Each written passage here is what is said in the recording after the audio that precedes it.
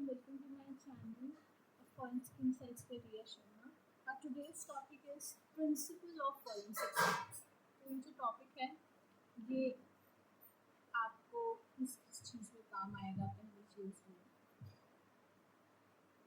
आपका ये टॉपिक जो आज हम करने वाले हैं ये आपको एक बेसिक नॉलेज देगा about forensic analysis, about how forensic analysis is done, what are the principles maintained during analysis of different physical evidences. ये आपको बहुत काम आएगा as an forensic analyst.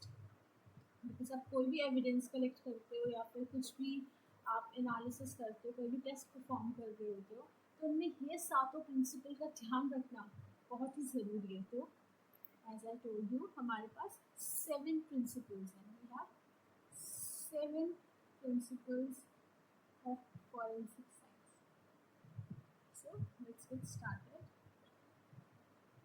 We will study each principle one by one. First principle, and a very famous principle, this principle is the movies may be used here. The name of this principle is Locard's principle. Locard's principle of exchange. Locard's principle of exchange, या फिर हम इसको simply principle of exchange में बात करेंगे।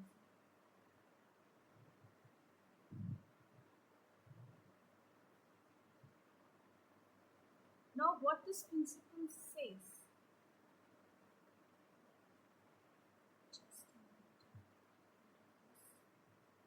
इसकी अगर मैं चले जाऊँ इसके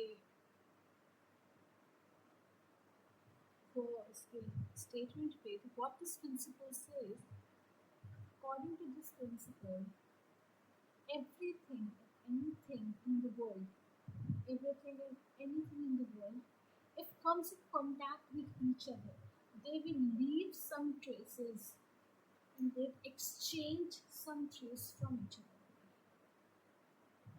क्या बोल रहे हैं इसमें कि जब भी कभी 2 बॉडीज कांटेक्ट में आते हैं, फॉर एग्जांपल मान लीजिए एक रूम है और एक बंदा है हमारे पास। अब ये इंसान इस रूम के अंदर गया, इस रूम के अंदर ये इंसान एंटर हुआ।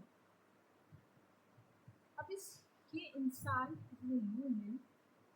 ये ह्यूमन इस रूम के कांटेक्ट में आया, या फिर मैं ऐसे भी बोल सकती हूँ कि ये ह्यूमन इस ह्यूमन के कांटेक्ट में आया, जैसे ये दोनों कांटेक्ट में। अब इस रूम से कुछ चीज़ें, ध्यान से समझिएगा, क्या होगा, कुछ चीज़ें इस रूम से अकॉर्डिंग टू दिस प्रिंसिपल, कुछ चीज़ें इस रूम से इस ह्यूमन में ट्रांसफ़र हुई होंगी, इस ह्यूमन पे अटैच हुई होंगी, और कुछ चीज़ें इस ह्यूमन से इस रूम में लेफ्ट ओवर की तरह रह गई होगी। मतलब जब ये बंदा इस रूम में एंटर होगा और वापस जब जा रहा होगा ना, तो आप देखोगे, जब आप एनालाइज करोगे तो इस रूम में कुछ ना कुछ इस बंदे से रिलेटेड मिलेगा ज़रूर, क्योंकि ये इंसान कभी ना कभी इस रूम में आया था।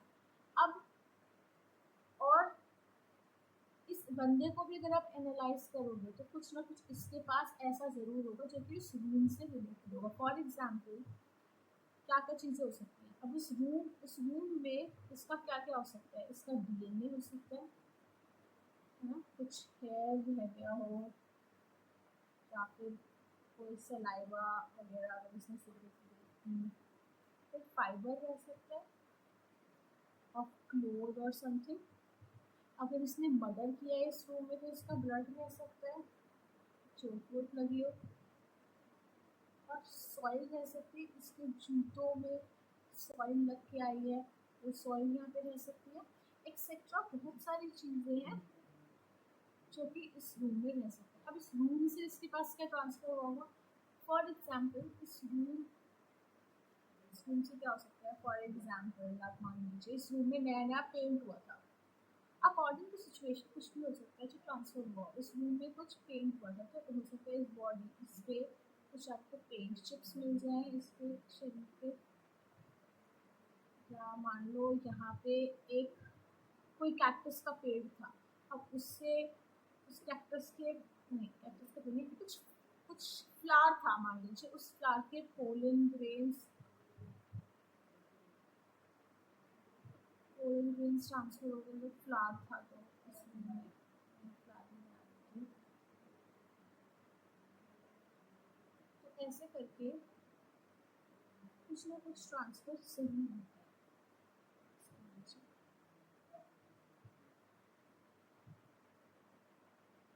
और इन्हीं चीज़ें जो चीज़ ट्रांसफर हुई है हम इन्हीं चीज़ों का पता लगाते हैं to connect to establish the connection between two bodies कि ये दोनों चीज़ें कांटेक्ट में आई हैं। अब मैं आपको इसकी स्टेटमेंट लिखवाती हूँ, एग्जैक्ट स्टेटमेंट क्या हो सकती है।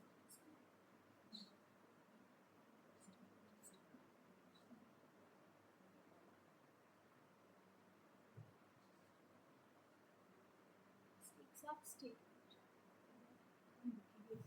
Statement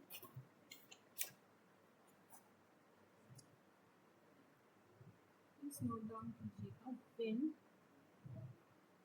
a criminal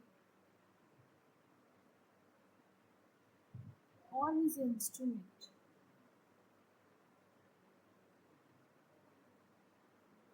I will also explain this. When a criminal or his instrument of crime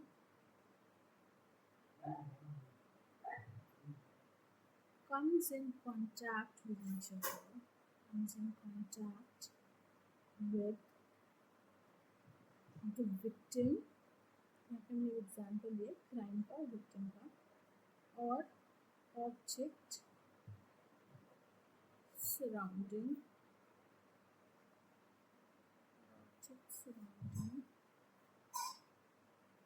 them, they leave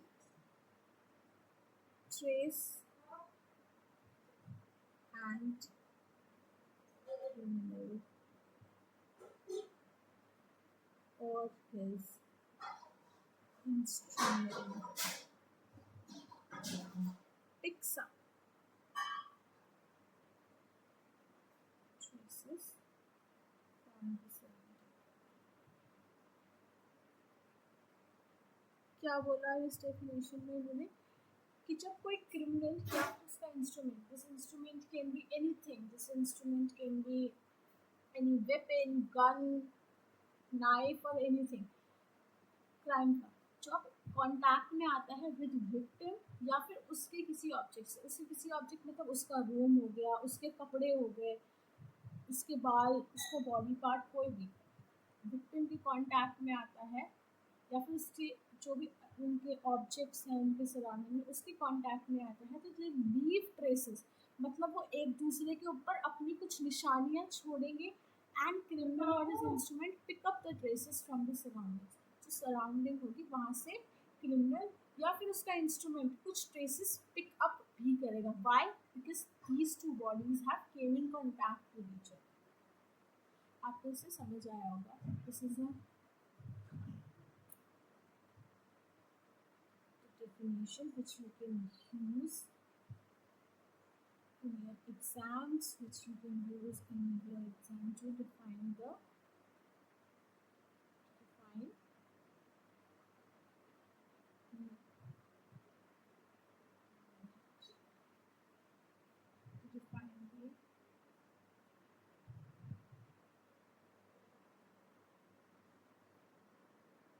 define this principle. Now we'll go with the next principle. So next principle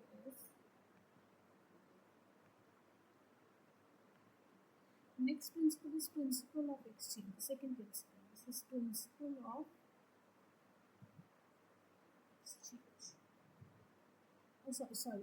Principle of exchange is done. Next principle is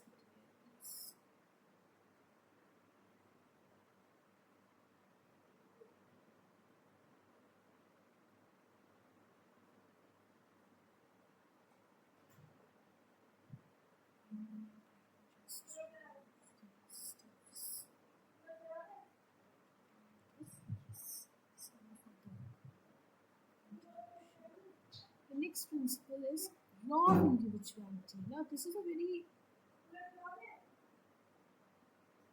obvious or very good laws in describing everything in the universe. What this law says कि everything in the world is unique itself. हर चीज़ अपने आप में individual है, उसकी एक अपनी individuality, उसकी अपनी खासियत है. Now, the statement of this law will be every object,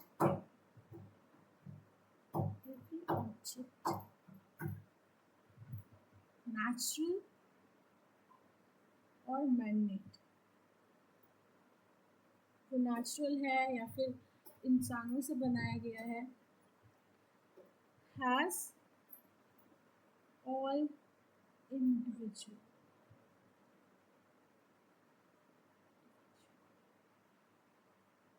which is not duplicated in any other object. मतलब हर एक ऑब्जेक्ट जो है इंडिविजुअल है और वो किसी और ऑब्जेक्ट में बदला नहीं जा सकता. एक और इसकी डेफिनेशन है anything and everything involved in a crime has an individuality. If the same is established, it connects the crime and the criminals. इसका मतलब क्या है? आप मान लीजिए हर एक चीज़ की अपनी इंडिविजुअलिटी होती है. अगर आपने उस इंडिविजुअलिटी को स्टैब्लिश कर दिया, हर एक चीज़ की इंडिविजुअलिटी होती है. अगर आपने इस इंडिविजुअलिटी को स्टैब्लिश कर दिया, तो आप जो क्राइम, इसको आप क्राइम से कनेक्ट कर पाओ. मान लीजिए डीएनए ले लेते. DNA is a very simple example for individuality. अगर आपको डीएनए मिलता है, ठीक है, डीएनए हर एक इंसान के लिए अपना इंडिविजुअल है. क्या है? हर एक इंसान का इंडिविजुअल है, एक इंडिविजुअल कैरेक्टर है. अगर आपने इसकी इंडिविजुअलिटी को कनेक्ट स्टैब्लिश कर दिया तो आप यहाँ पे इसे क्राइम से कनेक्ट कर सकते हैं. नेक्स्ट प्रिंसिपल पे चलते हैं. Next principle is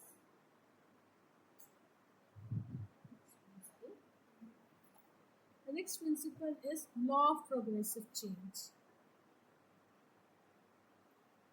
These are very like obvious type of principles, जो ये सबको पता है, और यही principles हैं जो कि आपके क्राइम सीन पे, ड्यूरिंग द क्राइम सीन ध्यान रखने होते हैं, और इन्हीं को ध्यान रख के आपको फर्दर फिजिकल एविडेंस को कलेक्ट करना होता है. Now, what is progressive change says कि हर चीज़ टाइम के साथ बदलती है. Everything changes with time. एक नॉर्मल सी मैं अगर वो लिख दूँ इसकी लाइन, तो ये है everything changes with time.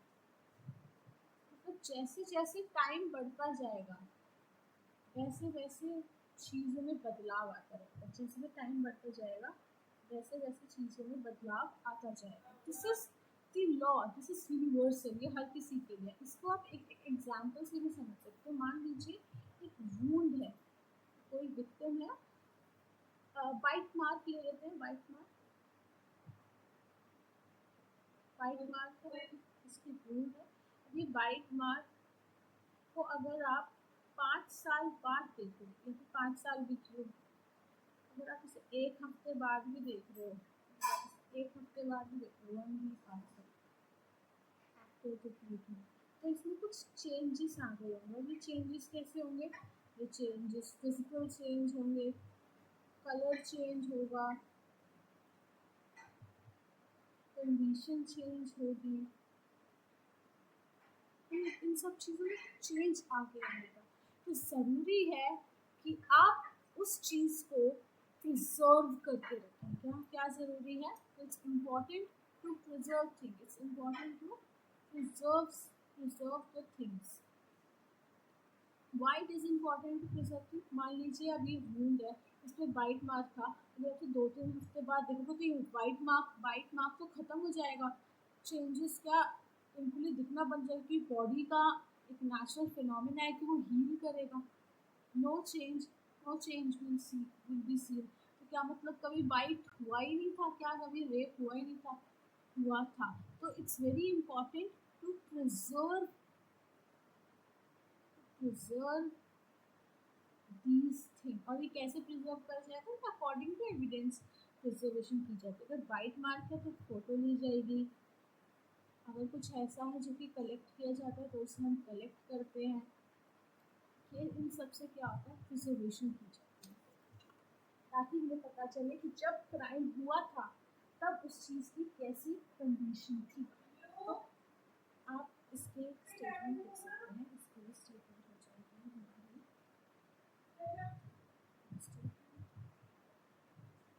these statements are for your examination। अगर आपको एग्जाम में जाते हैं तो आप ये स्टेटमेंट अपने कॉलेज में लिख सकते हैं। What does this say? The criminal criminal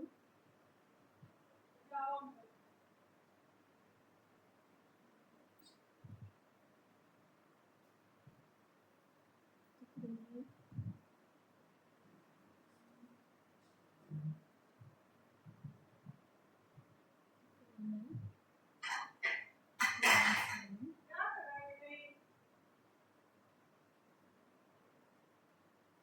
criminal crime scene या फिर कोई ऑब्जेक्ट भी है involve in the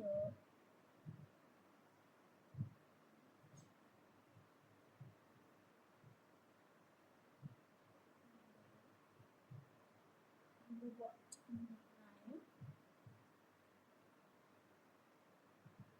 all undergoes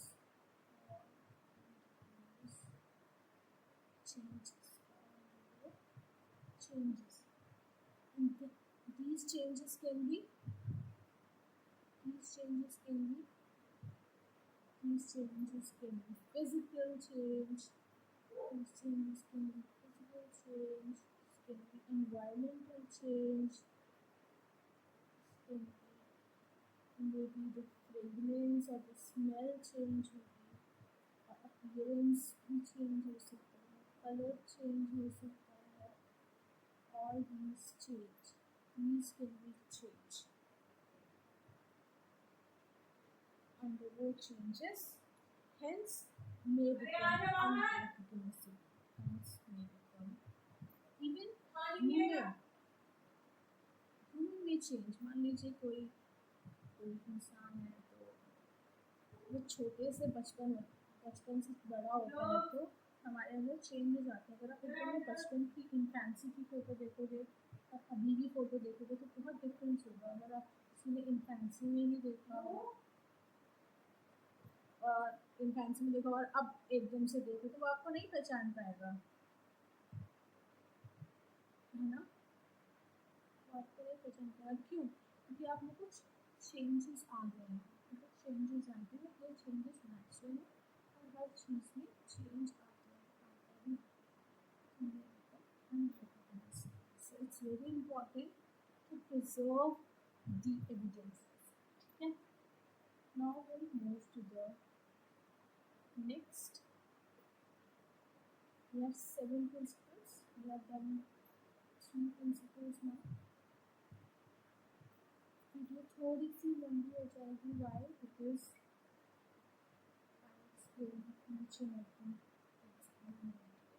अगर आप चाहते हो कि ये आपको कंसाइज फॉर्म में ही मिल जाए तो I will provide you the link of this whole जो मैंने पूरी डॉक्यूमेंट बनाया है इसका मैं पूरा आपको लिंक में प्रोवाइड डिस्क्रिप्शन में प्रोवाइड कर दूँगी, तो आप डायरेक्टली वहाँ पर जाकर देख सकते हो। But if you want the proper explanation of each law, तो आप हमारे यहाँ। Next is the fourth principle, which is law of comparison. Law of comparison. This is also a very important law when you do the comparison of two evidences, and you do this very often in forensic science. Okay, तो अब इसको अपने सबसे पहले example से ही समझाऊंगी।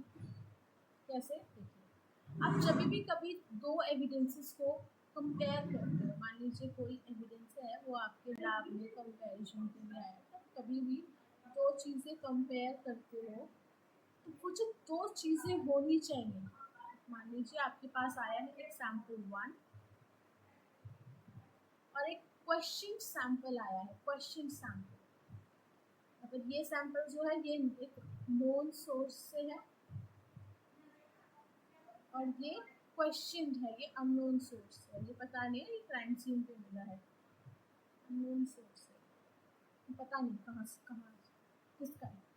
तो जब आप क्या करोगे, आयु ने आपसे बोला, this is an example, okay, आयु ने आपसे बोला कि मुझे बताओ कि सैंपल 1 जो है वो सेम है क्वेश्चन सैंपल 1 से।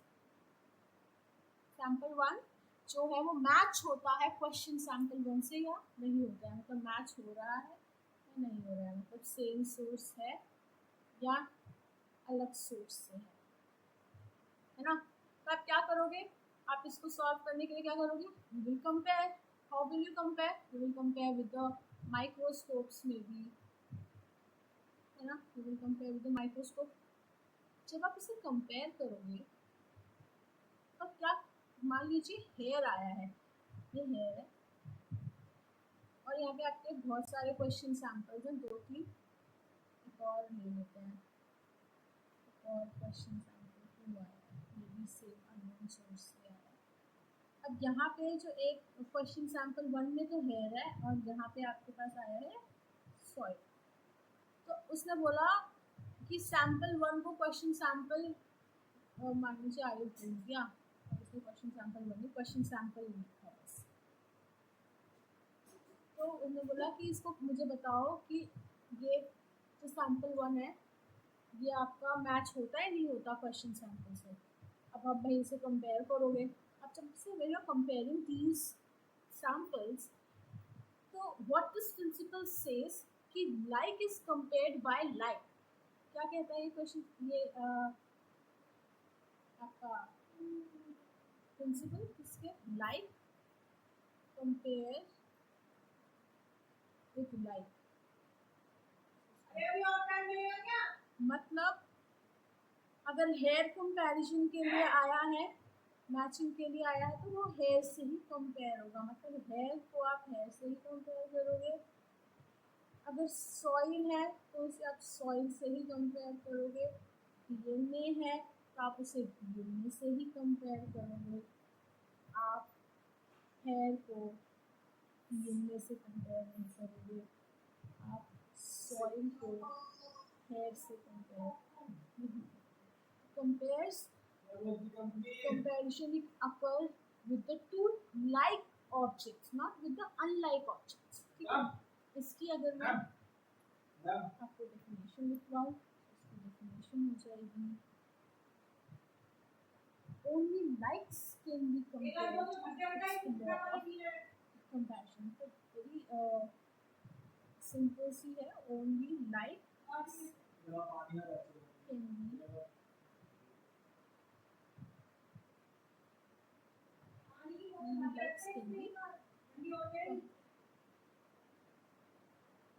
It emphasizes the necessity of providing like samples and specimens for the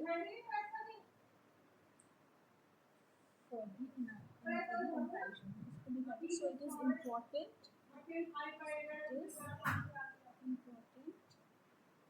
To provide like samples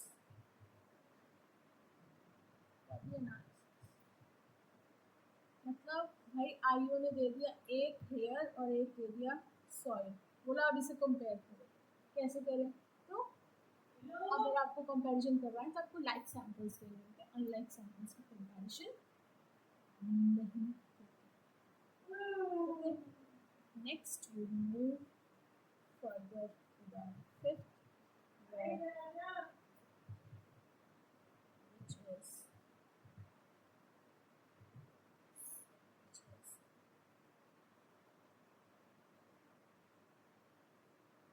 the law of analysis. This is a very important law in forensic analysis. Very important law. अगर ये law नहीं अच्छे से manage किया गया, अगर ये law अच्छे से माना नहीं गया, तो वो हुआ नहीं, फॉलो नहीं किया गया, तो वेग है फॉरेंसिक एनालिसिस, वेग है कलेक्शन ऑफ एविडेंसेस, वेग है आपका पूरा फॉरेंसिक रिपोर्ट, अगर एनालिसिस ही ढंग से नहीं करेगी। मैं आपको एक फ्लो चार्ट की हेल्प से दिखवाती हूँ। ये लॉ कहता क्या है, बच्चे इसको कंफ्यूज भी होते हैं। ये लॉ क्या कहता है कि आपको किसी भी चीज़ की अगर एनालिसिस करनी है ना, किसी भी फिजिकल एविडेंस की अगर आपको एनालिसिस करनी है,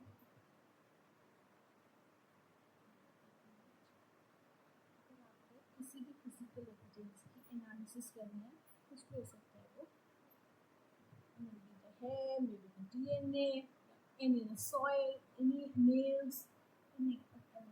अगर आपको किसी भी चीज़ की एनालिसिस करनी है, किसी भी फिजिकल एविडेंस, तो ज़रूरी है कि करेक्ट इंस्ट्रूमेंट यूज़ करा जाए। पहली चीज़, करेक्ट टेक्निक यूज़ करी जाए, करेक्ट क्या करी जाए, कलेक्शन की जाए, करेक्ट इंस्ट्रूमेंट यूज़ करा जाए फॉर एनालिसिस,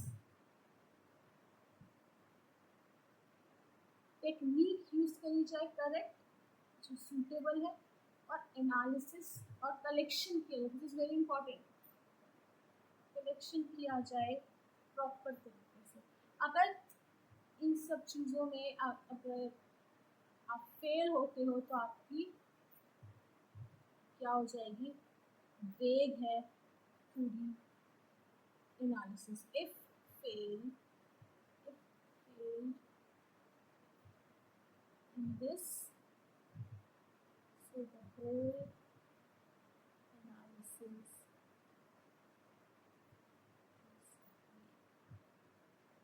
क्या हो जाएगी, फेल हो जाएगी आपकी पूरी एनालिसिस।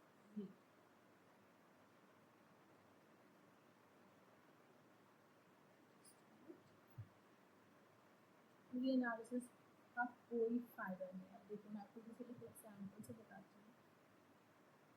देखिए सबसे पहले क्या किया जाता है, मान लीजिए एग्जाम्पल की हेल्प से मैं बताती हूँ कि आपका जो ड्राइड ब्लड है और एक आपके पास था वेट, ड्राई ब्लड, एक था वेट।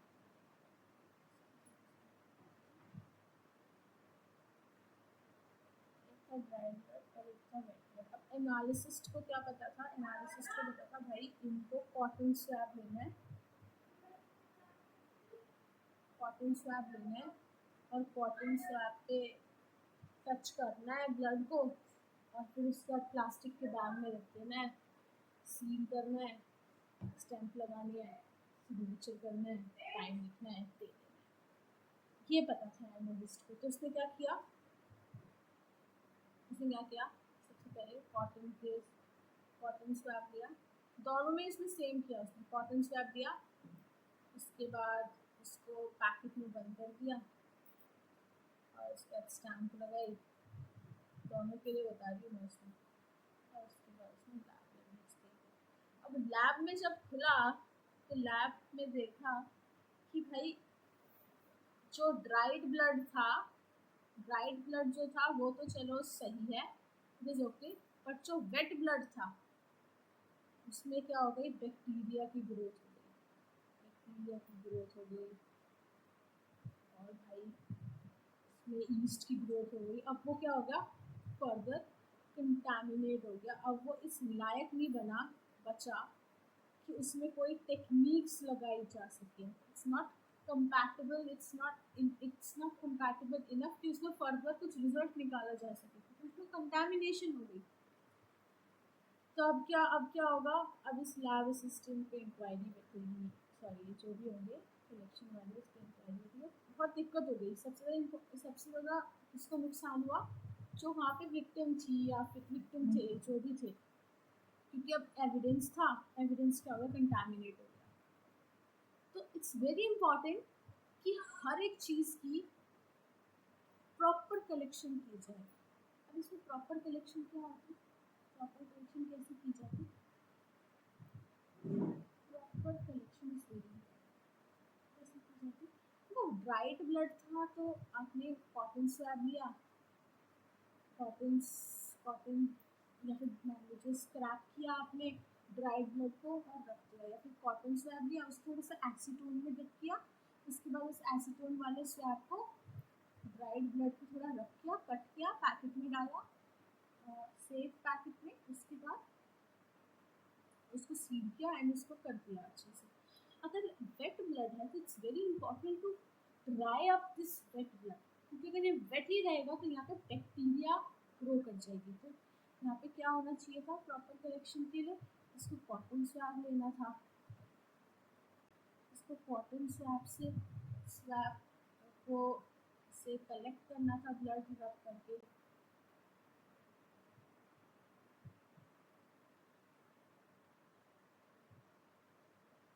उसके बाद इसको ड्राई करना था। ड्राई भी कैसे करना था, नेचुरल एयर में, लो ड्राई नहीं करना, नेचुरल टेम्परेचर पे करा। उसके बाद क्या करते, इसे नॉर्मल आप इसको पैक कर सकते हैं। अब यहाँ पे नो बैक्टीरियल ग्रोथ होती है, no bacterial growth. It's very important to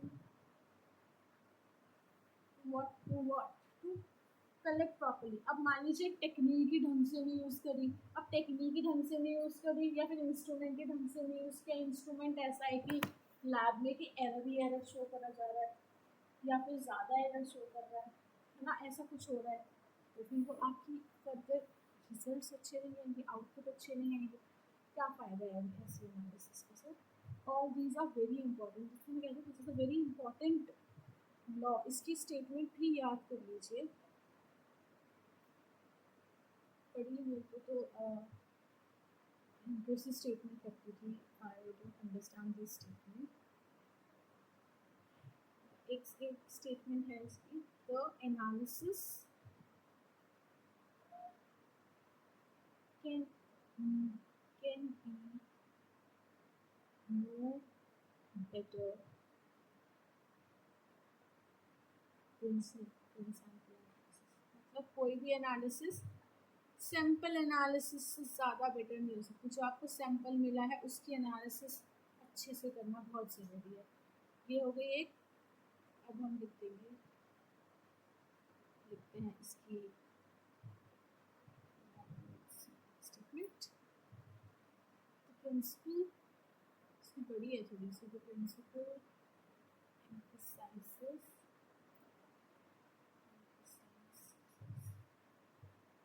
the necessity of correct sampling,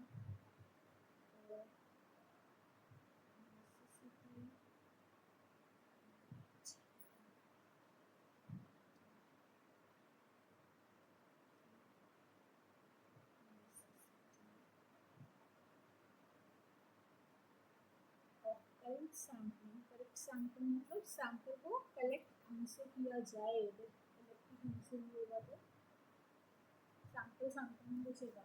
and packaging, packaging भी ढंग से की जाए। आप अगर आप चाहोगे तो मैं आपके लिए मेरे पास एक टेबल है, उसकी पीडीएफ भी प्रोवाइड करवा दूँगी कि हर एक एविडेंसेस को कलेक्ट करने का एक अपना तरीका होता है। अगर उस तरीके से उसको कलेक्ट और पैक नहीं करा गया, there is high chances of the bacterial growth and contamination. Packaging for effective use of export. अगर पैकेजिंग ढंग से नहीं की गई तो लैब में आप चारों कुछ भी नहीं हो पाएगा ना। because improper sampling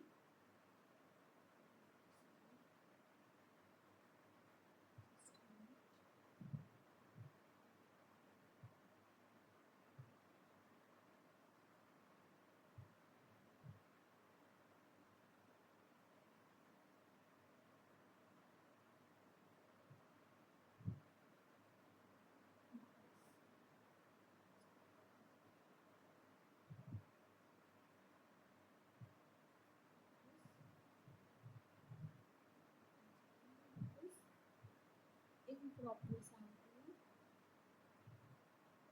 improper sampling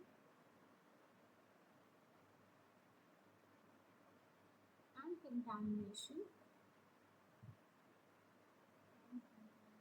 अब क्या होता है improper sampling, improper वगैरह जो चीज़ें हैं कभी कभी इंटेंशनल भी होती हैं,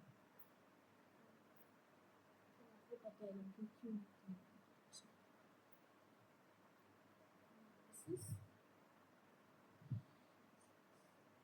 लिखा मैंने लास्ट में improper sampling and contamination renders का मतलब क्या होता है, कर देता है या फिर कॉज मतलब खराब कर देता है बेस्ट एनालिसिस को, इसमें यूजलेस बेस्ट एनालिसिस भी की जाए लेकिन फिर सैम्पलिंग और कंटामिनेशन हो गया है तो वो एनालिसिस यूजलेस ही हो।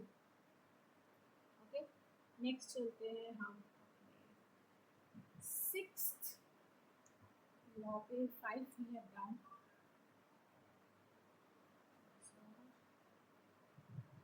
फिफ्थ लॉ पे law of probability. Law of probability क्या है? This is a very important law और ये हर एक एनालिसिस्ट को पता होना चाहिए क्योंकि बहुत काम आता है। जब भी आप अपनी सैम्पल रिपोर्ट बनाते हो, अपनी रिपोर्ट बनाते हो और उस पर साइन करते हो तो उस पर आपको एक चीज़ मेंशन करनी होती है which is may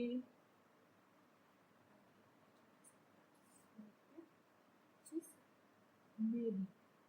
I explain this law with the importance of maybe।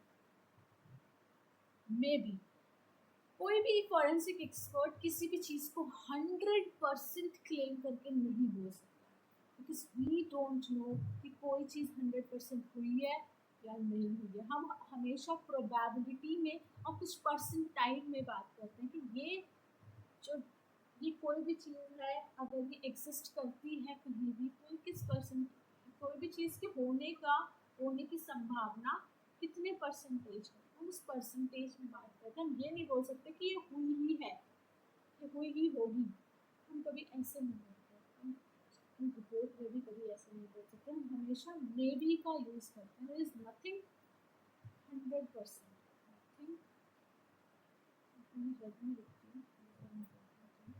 Nothing 100%।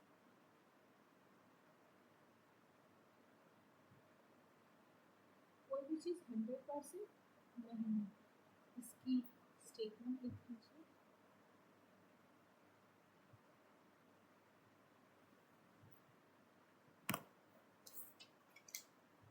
All the identification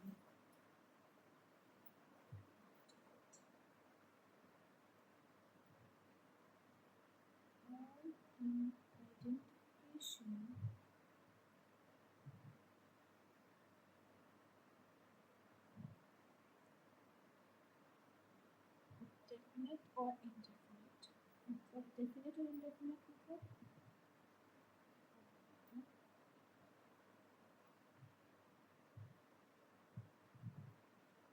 are made consciously maybe the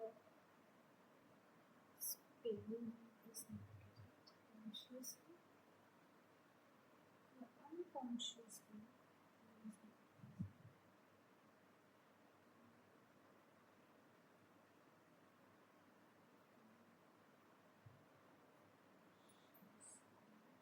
consciously or unconsciously इन सब वर्ड्स का मतलब हम जानने वाले हैं।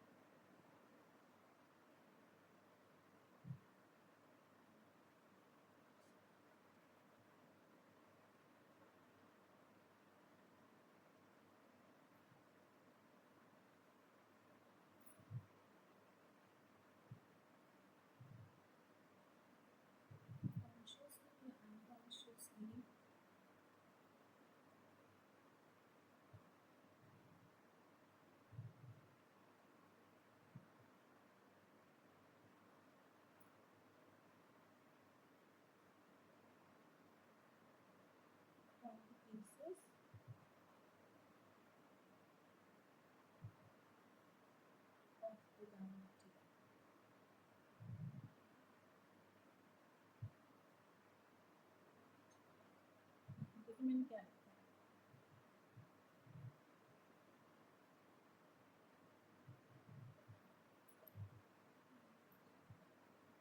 कोई भी आइडेंटिफिकेशन चाहे वो डेफिनाइट हो या इनडेफिनाइट हो, मतलब सही हो या गलत हो या नहीं हो, डेफिनाइट हो या इनडेफिनाइट हो, कॉन्शियसली ली गई हो या फिर अनकॉन्शियसली ली गई हो, वो किस पे निर्धारित होती है, किस पे बेस्ड होती है? प्रोबेबिलिटी पे। Nothing is 100% in forensic. We never say this will occur, this was happened.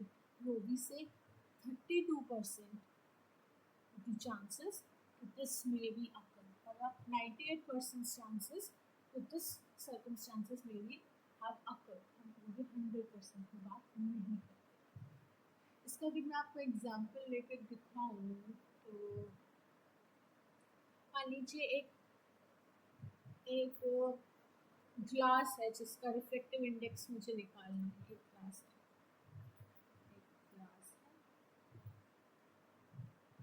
जिसका रिफ्लेक्टिव इंडेक्स मुझे निकालना था।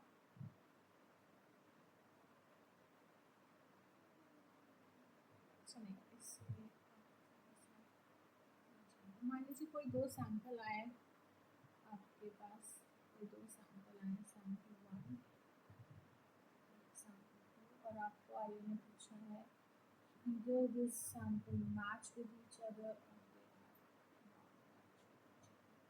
तो आप क्या बोलोगे? अगर आपके पास जो भी रिजल्ट आया है तो आप क्या बोलोगे? There is always some error also. तो आप क्या बोलोगे? सर 98% मैच आया है, 98% मैच आया, बट देयर इज, तो मैं रिपोर्ट में स्टेटमेंट्स करूँगी may be same, may be same. मैं ये नहीं बोलूँगी this is same, this is same, no, this will be wrong. May be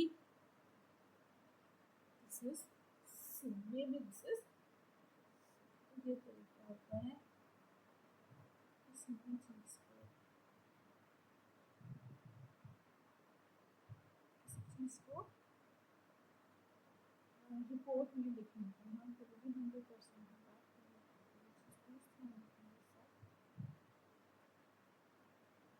इसको अच्छे से समझें। कभी आप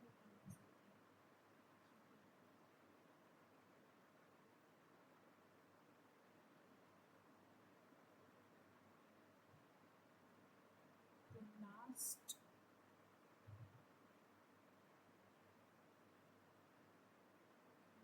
incident is you got circumstantial.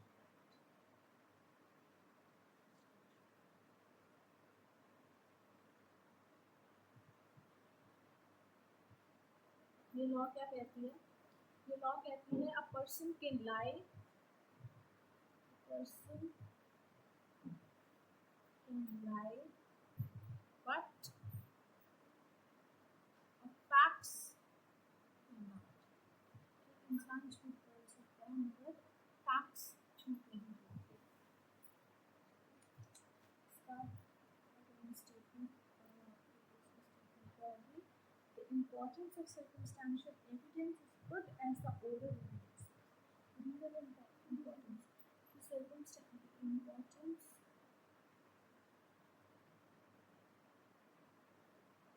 of circumstantial facts is important.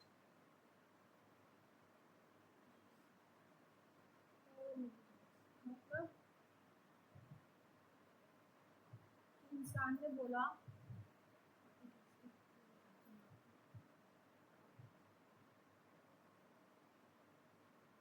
इंसान ने बोला कि भाई मैंने मेरे को इसने बहुत मारा था।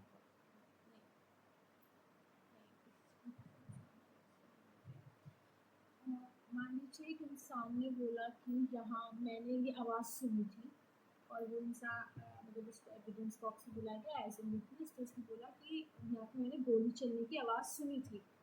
लेकिन जो आप क्राइम सीन है, क्राइम सीन पे आप जा रहे हो, कोई भी वहाँ पे निशान ऐसा है ही नहीं, सब स्टेबल है, कोई गोली चलने वाला सीन है ही नहीं। तो वहाँ पे उस बंदे पे डाउट हम कर सकते हैं कि हो सकता है ये जो इंसान है वो कभी किसी के दबाव में आके या किसी भी तरीके से अनकॉन्शियसली या कॉन्शियसली वांटेड और नॉन वांटेड तरीके से झूठ बोल सकता है। लेकिन जो फैक्ट्स होते हैं तो ऑलवेज से ट्रुथ। तो हो सकता है वो इंसान किसी के दबाव में या किसी भी कंडीशन में से कोई भी कंडीशन हो सकती है। मान लीजिए ओरल एविडेंस की मैं बात कर लूँ कि ओरल हमारे पास विटनेस है, आई विटनेस है हमारे पास, आई विटनेस भी हो सकते हैं। तो उसने बोला कि सर मुझे ना धुंधला धुंधला दिखाई दिया था। तो उसको धुंधला धुंधला धुंधला दिखाई दिया था कि आप ज़्यादा यकीन करोगे या फिर उस क्राइम सीन पे जो एविडेंसेस दिख रही हैं, जो सर्कमस्टांशियल फैक्ट्स दिखते हैं उस पर ज़्यादा बिलीव करोगे। ऑफ कोर्स आप फैक्ट्स पे ज़्यादा बिलीव करोगे because a person, what I have written is, a person can lie but facts cannot lie. Okay, so this is today's video, and I have completed all the 7